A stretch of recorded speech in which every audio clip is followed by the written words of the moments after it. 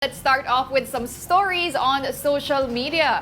On pop.inquirer.net, another disturbing trend emerges, visiting the late 90s actor Rico Yan's grave.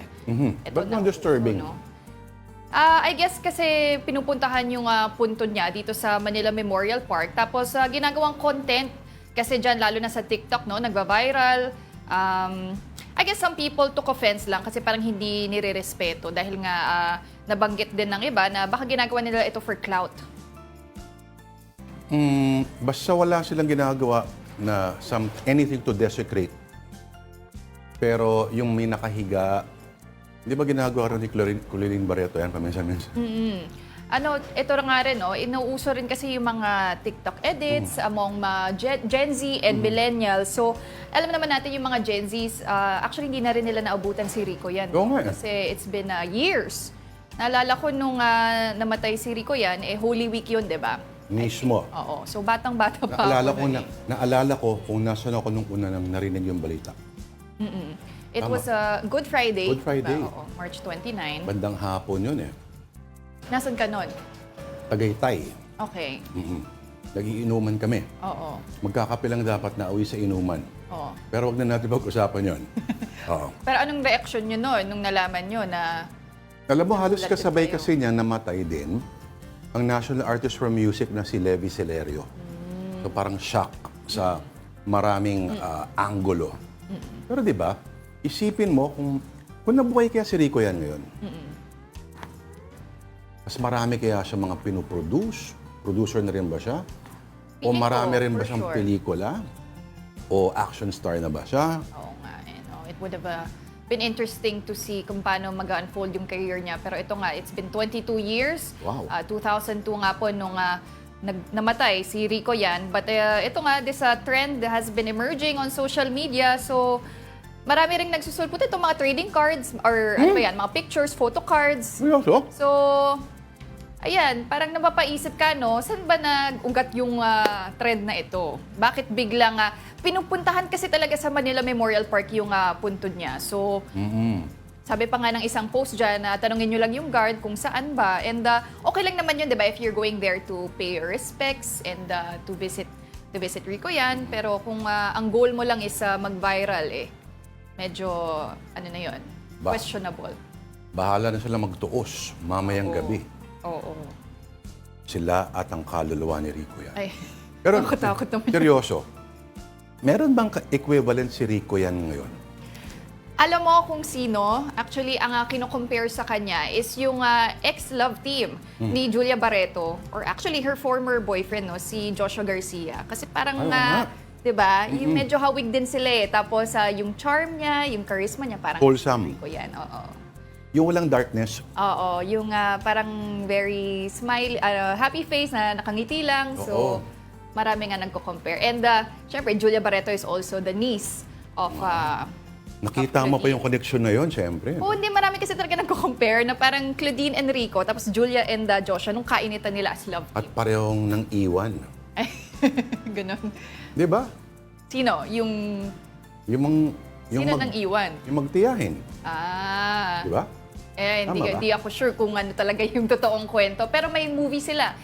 Si Julia pati si Joshua ngayon. Parang gumawa sila ng comeback movie. Okay, akala ko Rico Yan. Hindi. Mahirap yun. Mahirap yun. CGI? Hindi. O, ano ba yung huling? Basta naalala ko noon yung nabaliw lahat yung Got to Believe. Got to believe. Oo. Walang in magic yun, ano? Got to Got to Believe. believe lang. Ilan taon? Hindi ko natatanungin ko ilan taon ka nung pumanaw ang late great Rico Yan. Baka masaktan lang tayo lalo. Basta grade 1 po ako noon. Ikaw na mag-compute kung ilang taon bang mga grade 1. Okay, moving on to our next story. On X, formerly Twitter, Wolf of X, going by the handle of Trading Maxi SL, posted a series of world structures that he or she feels are strange. So let's see 3 of them. Ito po, as you can see, totoo kaya yung mga picture na to? Yes. Ito yung national... Okay, unahin natin ito. Ito yung Wat Sampran Buddhist Temple sa Bangkok, Thailand. Okay. Very controversial to. Maliban sa shape, supposedly parang may 80... Ano ba to? Hindi 80 stories ba? Supposedly kasi Si Buddha raw, age 80 nung pumanaw. Okay? Pero, controversial din yan kasi may mga sex orgies daw dyan. In this Doon, building? sa building na yan. Hence, the dragon. Hindi ko alam kung ano kinalaman ng dragon dyan o phallic symbol ba yung buong building. Anyway, etong susunod, interesting din. Ang Longaberger Basket Building sa Newark, Ohio. Ito raw ang sinasabi ng classic example ng mimetic architecture na tinatawag. Okay. So, Meaning?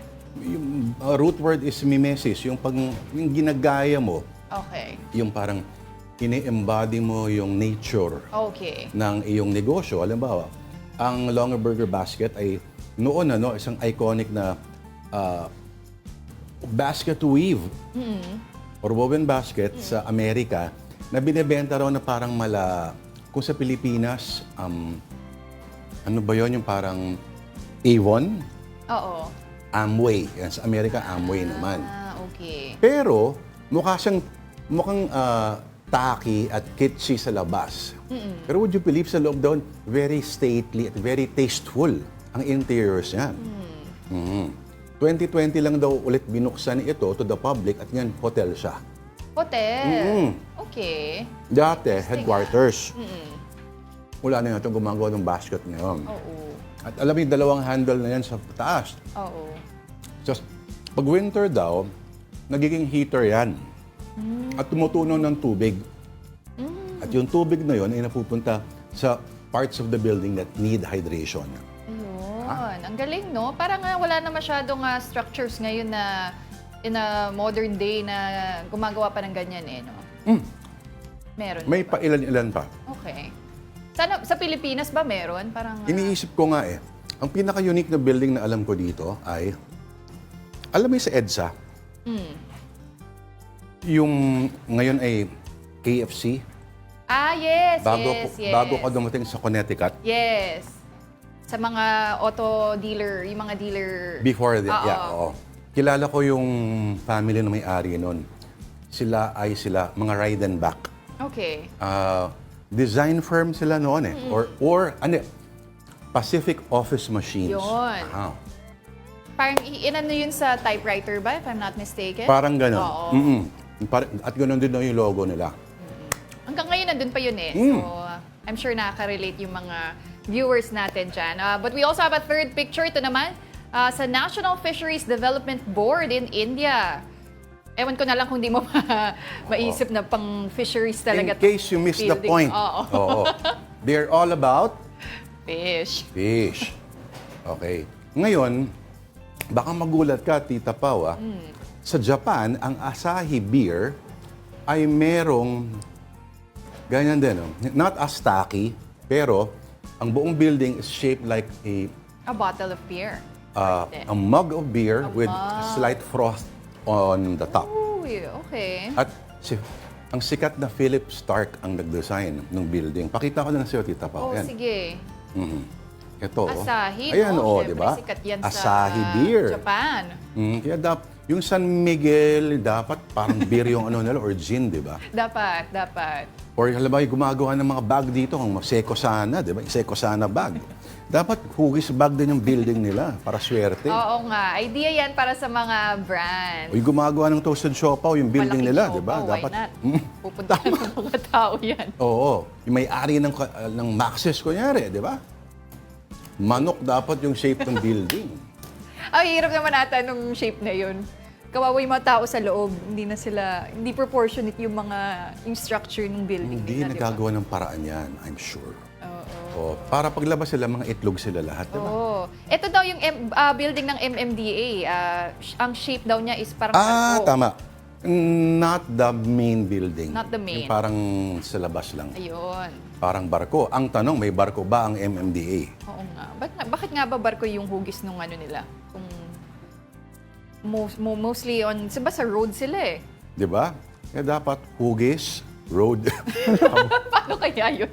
Flat na lang sila. Paano kunyari gumagawa ng trust condoms? Ano yung hugis ng building nila? Iba na yan.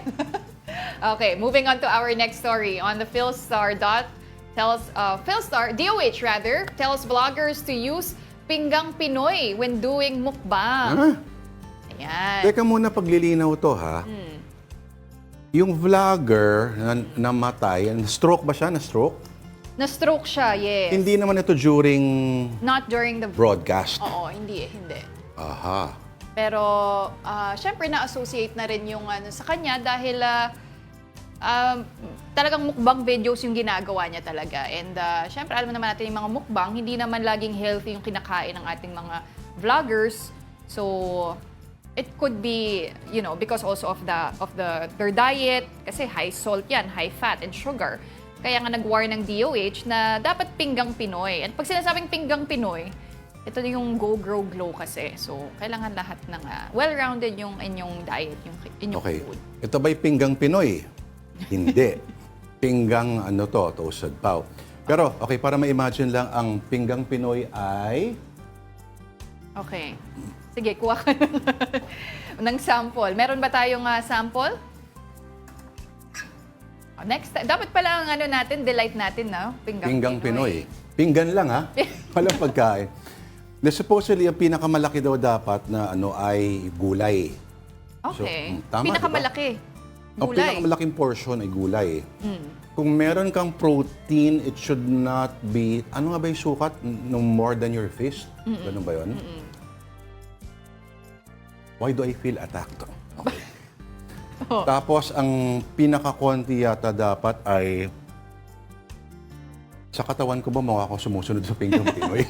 Parang hindi. Oo. Anyway, bakit nga ba, ano nga ba yung charm sa mga nagmumukbang, Tita Pao? Paki-explain Ayun nga, sa akin. ginugol ko. Ang mukbang videos kasi, ano yan sa mga taong pag nalolonely ka, di ba? Or pwedeng bored na rin. Pero and then when you watch someone eating, parang nakikikain ka. So you feel like you're part of the meal and you enjoy na rin. Tapos kasi nagkakwento rin yung mga vlogger habang kumakain eh. So I guess it's a good experience for them. Tapos, syempre yung kinakain nila sobrang sarap din. So kung hindi mo naman makakain yun, manood ka na lang ng video.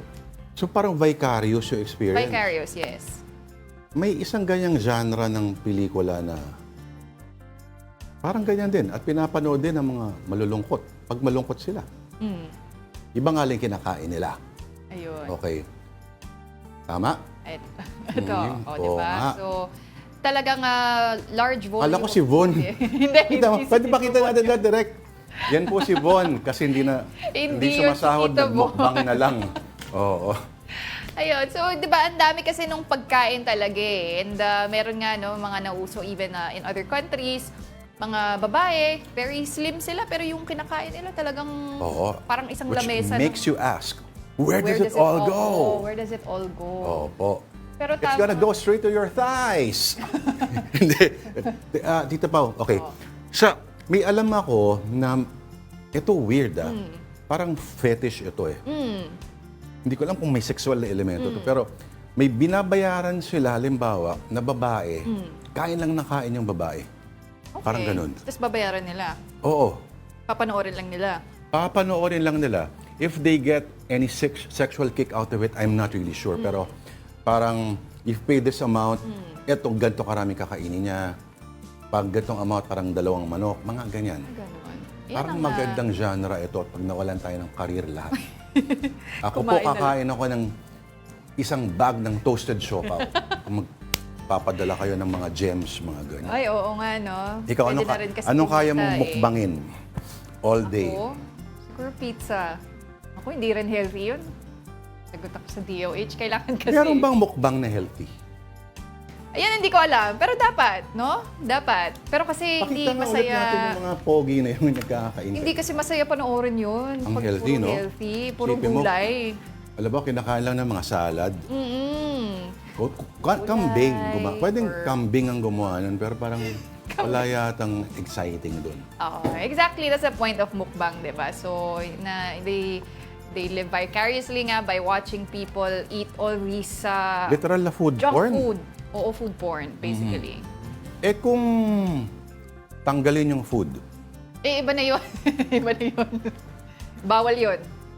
Masama yun. talaga? Sa mga bata. Kaya go, grow, Bata. glow lang po. Sa mga bata, huwag tayong maging number 1 ulit doon sa lista. Yan, si Von, no? Von Belenario.